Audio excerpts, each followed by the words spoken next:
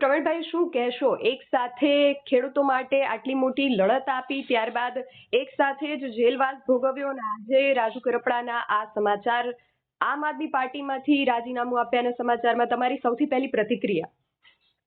આજે જે મને સમાચાર મળ્યા છે કે મારા સાથી મિત્ર, લડાઈના સાથી મિત્ર રાજુભાઈ કરપડાએ રાજીનામું આપ્યું છે, એ સમાચાર સાંભળીને હું વ્યક્તિગત રીતે ખૂબ દુઃખી છું. કારણ કે રાજુભાઈ એક મજબૂત અને લડાયક ખેડૂતો માટે લડતા નેતા છે. ક્યાંક અને ક્યાંક મને શંકા છે કે બીજેપીએ પ્રેશર ટેકનિક વાપરી અને રાજુભાઈ પાસે આ રાજીનામું અપાવડાવ્યું છે. કારણ કે હળદર મુકામે મેં અને રાજુભાઈ સાથે મળીને ગુજરાતના ખેડૂતોની જે લડાઈ નો આગાજ કર્યો, જે ગુજરાતમાં ખેડૂતોની એક ક્રાંતિની શરૂઆત થઈ, આ ખેડૂતોના અવાજને દબાવી દેવા માટે, ગુજરાતના ખેડૂતોની ક્રાંતિને દબાવી દેવા માટે બીજેપીએ મને, રાજુભાઈને અને મારા જેવા બીજા અમારી સાથે બીજા 83 જેટલા નિર્દોષ ખેડૂતોને જે 108 દિવસ સુધી ખોટી રીતે ષડયંત્ર કરી અને જેલમાં ગોંધી રાખ્યા. અમને જેલની અંદર 108 દિવસ સુધી યાતનાઓ, પીડાઓ જે છે એમની અંદર નાખી અને એમની અંદર એમને ક્યાંક ને ક્યાંક ખોટી રીતે જેલમાં ફસાવવામાં આવ્યા. અમારી ઉપર બીજેપીની ગવર્મેન્ટે ક્યાંક ને ક્યાંક પ્રેશર બનાવ્યું. તો મને એવું લાગે છે કે બીજેપીની આ પ્રેશર ટેકનિક ના કારણે ક્યાંક રાજુભાઈએ રાજીનામું આપ્યું હોય એવું મને શંકા છે. હજુ પણ રાજુભાઈ સાથે રાજુભાઈ છે ને એ પક્ષથી નારાજ હોય એવા એંધાણ ક્યાંક ને ક્યાંક દેખાઈ રહ્યા હતા. જ્યારે તમને લોકોને સાથે જામીન મળ્યા ત્યારે રાજુભાઈ રાત્રિના સમયે નીકળી ગયા હતા જેલમાંથી, છતાં રાત્રે ક્યારે એમને મીડિયાનો સંપર્ક નહોતો કર્યો. બીજા દિવસે એમણે સુરેન્દ્રનગર જઈને પત્રકાર પરિષદ યોજી, એની અંદર પણ એમનો જે જુસ્સો હતો એ પહેલા જેવો નહોતો દેખાઈ રહ્યો.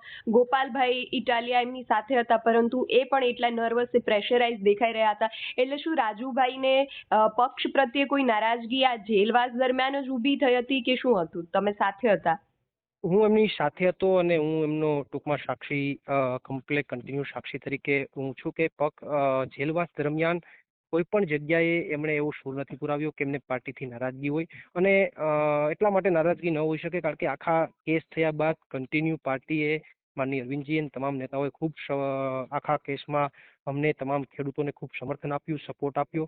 તો એમની અંદર કોઈ નારાજગી પોસિબલ નથી, એમનો હું સાક્ષી છું. પરંતુ જે રાત્રે રાજુભાઈ નીકળી ગયા તો એમના પરિવારમાં, એમના પોતાના ઘરે મેરેજ હતા અને એમને પહોંચવું જરૂરી હતું. એ નીકળ્યા એ બાદ સુરેન્દ્રનગર જઈને પણ એમણે પ્રેસ કરી, મીડિયા સમક્ષ. માની લો કે રાત્રે મોડા નીકળ્યા તો એ પ્રેસ મીડિયાને સંબોધી ન શકે, પરંતુ બીજા જ દિવસે સુરેન્દ્રનગરથી પ્રેસ થઈ. એટલે પાર્ટીથી કોઈ નારાજગી હોય એવું મને દેખાઈ આવતું નથી. હજુ પણ અમારી વાત એમની સાથે થશે અને ત્યારબાદ જ યોગ્ય કારણ જાણવા મળશે કે એને શું કામ રાજીનામું આપ્યું છે. જી. અને પ્રવીણભાઈ, તો આપ જણાવી રહ્યા છો કે કદાચ ભાજપની કોઈ પ્રેશર ટેકનિક હોય, તો તમારી પાર્ટીના આટલા મજબૂત અને આટલા લડાયક નેતા પણ જો આ રીતે પ્રેશરમાં આવીને રાજીનામું આપી શકે, તો આગળ નાના કાર્યકર્તાઓનું આમાં શું થઈ શકે?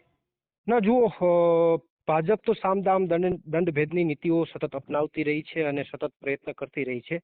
આમ આદમી પાર્ટીના અનેક કાર્યકર્તાઓ, અનેક નેતાઓ છે, એમની ઉપર પણ ઘણીવાર પ્રેશર ટેકનિક, ઘણીવાર હેરાન પરેશાન કરવાના પ્રયત્નો થાય છે. પરંતુ ક્યારેય આમ આદમી પાર્ટીના તમામ નેતાઓ, નીચેનો કાર્યકર્તાનો મોરલ પર તૂટતો નથી. પરંતુ રાજુભાઈને વ્યક્તિગત રીતે કઈ લેવલ સુધી પ્રેશર કરવામાં આવ્યા છે, કયા એંગલને લઈને પ્રેશર કરવામાં આવ્યું છે, એ તો જ્યારે એમની સાથે ચર્ચા થશે ત્યારે જ ખ્યાલ આવશે. જી. અંતિમ પ્રશ્ન પ્રવીણભાઈ, હવે આમાં પાર્ટી આગળ શું પગલાં લેશે? પાર્ટી આગળ તો અત્યારે સ્ટાર્ટિંગ બેઝ ઉપર તો પાર્ટી રાજુભાઈ સાથે સંપર્ક કરી અને એમની સાથે જાણવાનો પ્રયત્ન કરશે કે કયા કારણોસર આવું થયું છે.